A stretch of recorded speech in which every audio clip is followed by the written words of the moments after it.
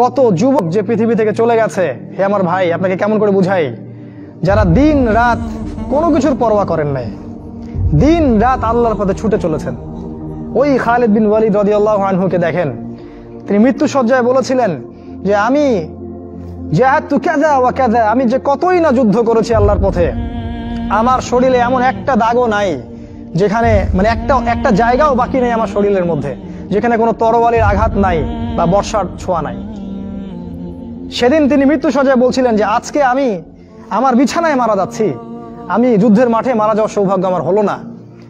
ফালা নামাত আইনুল জুবালা, তিনি বলেছিলেন যে কাপুরুষদের দু চোখ যেন কখনো না ঘুমায়। ওই দেখো যুবক, তোমার আদর্শ। খুবাইব রাদিয়াল্লাহু আনহু, ইসলামের জন্য তাকে দায়ী করে পাঠানো হয়, রাজি নামক একটা জায়গায় কাফেররা তাকে ধরে ফেলে এবং তাকে শুল দণ্ড দিয়ে হত্যা করে। খুবাইব রাদিয়াল্লাহু আনহুকে যখন শুল দেওয়া হচ্ছিল, তিনি বলছিলেন, এই কবিতাটা ভালো করে পড়বা, রাহিকুল মাকতুম বই আছে, লাস্তু উবালিহি না উক্তালু মুসলিমান। তাকে যখন শুল দণ্ড দেওয়া হচ্ছে, শুল দণ্ড মানে বোঝো, পিছন দিয়ে মানে লৌহ দণ্ড প্রবেশ করিয়ে মাথা দিয়ে বের করে দিত, কঠিন দণ্ড, একটা ফাঁসি টাসির চেয়েও ভয়ঙ্কর। এই শুল দণ্ড তাকে দেওয়া হচ্ছে এবং বলা হচ্ছে, তুমি কি চাও তোমাকে ছেড়ে দেই আর মুহাম্মাদকে তোমার জায়গায় শুলদণ্ড দেই? কাফেররা বলেছিল। আর এই যুবক বলেছিলেন যে আমার জীবনের বিনিময়ে নবীর একটা চুলের আঘাত পাক, সেটাও আমি চাই না। দোয়া করছে, আল্লাহ আমার মৃত্যুর সংবাদটা নবীকে পৌঁছে দিও। আল্লাহ পাক সেটা পৌঁছে দিলেন। রাসূল মদিনা থেকে খবর পেয়ে গেলেন যে খুবাইবকে হত্যা করা হয়েছে। তিনি তখন কবিতা আবৃত্তি করছিলেন যে লাস্তু উবালিহি না উক্তালু মুসলিমান, আমি কোনো পরোয়াই করি না যখন আমাকে মুসলিম হিসেবে হত্যা করা হচ্ছে। আলা আই জামিন কানা লিল্লাহি মাসরাই, আমাকে যেদিকেই পাশ ফেরানো হোক না কেন সেটা আল্লাহর জন্যই।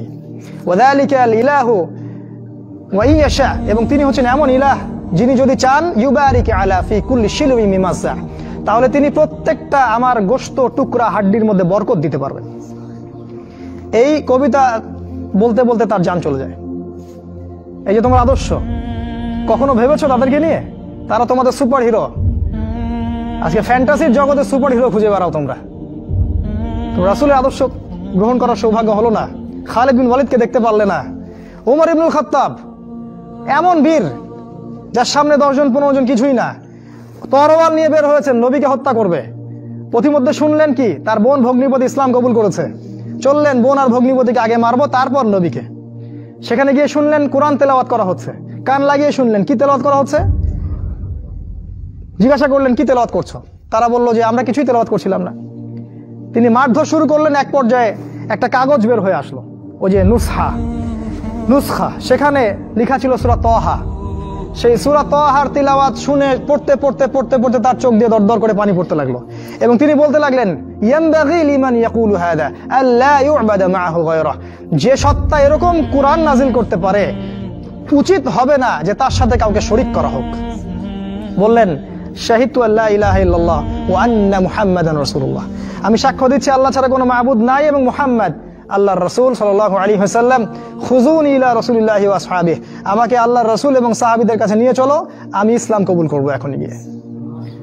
সেখানে গিয়ে নবীকে বললেন, ইয়া রাসূলুল্লাহ, আমি জিতুকা উমিনু বিল্লাহি ওয়া রাসূলিহি, আমি আপনার কাছে এসেছি আল্লাহ এবং আপনার প্রতি ঈমানদার হয়েই এসেছি। ওয়া বিমা জিতা বিহি মিন ইনদিল্লাহ, আর আপনি আল্লাহর পক্ষ থেকে যা নিয়ে এসেছেন এই কোরআনের প্রতি ঈমানদার হয়েই আমি এসেছি এখানে। তিনি বললেন, ওই সময় ওমর ইবনুল খাত্তাব, যে ইয়া রাসূলুল্লাহ, আমরা কি হকের উপর নাই? আলাসনা আলাল হক ওয়া লাইসু আলাল বাতিল, আমরা কি হকের উপর নাই? মুশরিকরা কি বাতিলের উপর নাই? তাহলে আমরা কেন গোপনে গোপনে ইসলামের দাওয়াত দিব? আজকে থেকে প্রকাশ্যে ইসলামের দাওয়াত দিব। তখন থেকে ইসলাম প্রকাশ্যে দাওয়াত পেয়েছে, তার আগে পায়নি। তুমি ওমর হতে পারো না? একটা ছেলেকে দেখলাম অনলাইনে, আমি তাকে চিনি না, অনলাইনে একটা স্ট্যাটাস দেখেছিলাম, খালি ইসলামের পক্ষে কিছু একটা বলার কারণে তার একটা বড় পথ চলে গেছে এবং সে স্ট্যাটাস দিয়েছে যে যদি একদিন বাঁচি সিংহের মতো বাঁচবো, তাও ধর্মকে আমি দলের কাছে বিক্রি করব না।